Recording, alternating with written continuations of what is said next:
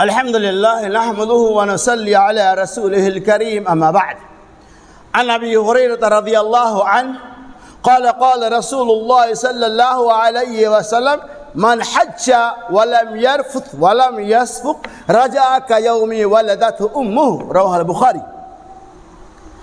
حضرت ابو ہریرہ رضی اللہ تعالیٰ عنہ کہتے ہیں رسول اللہ صلی اللہ علیہ وسلم نے ارشاد فرمایا کہ من حج، جب کوئی آدمی حج کرتا ہے، ولم یرفث ولم یفسق، نہ وہ گناہ کے کاموں کو انجام دیتا، نہ فسق و فجور کرتا، نہ لڑائی جھگڑے کرتا،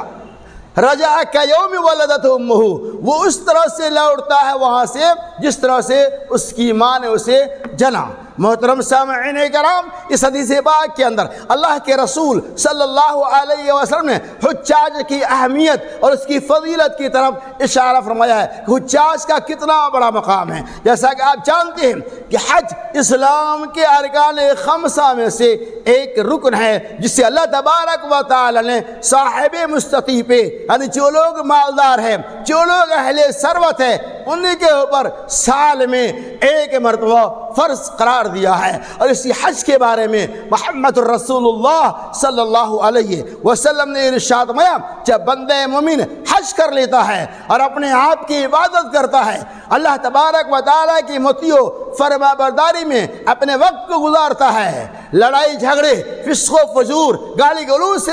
بچتا ہے، رجع کا یوم ولدت امہ، اللہ تعالیٰ اس حاجی کو، اس حج کرنے والوں کو گناہوں سے ویسے ہی پاک کر دیتا ہے جیسے کہ اس کی ماں نے اس سے آج ہی جنا ہو۔ لہذا اللہ سے دعا کہ اللہ تعالیٰ ہمارے حجاج کرام کی حج کو ہر طرح کی ریا و نموز سے بچتے ہوئے اس کے اندر اخلاص پیدا کرے اور شریعت کے مطابق زندگی گزارنے کی توفیق عطا فرمائے۔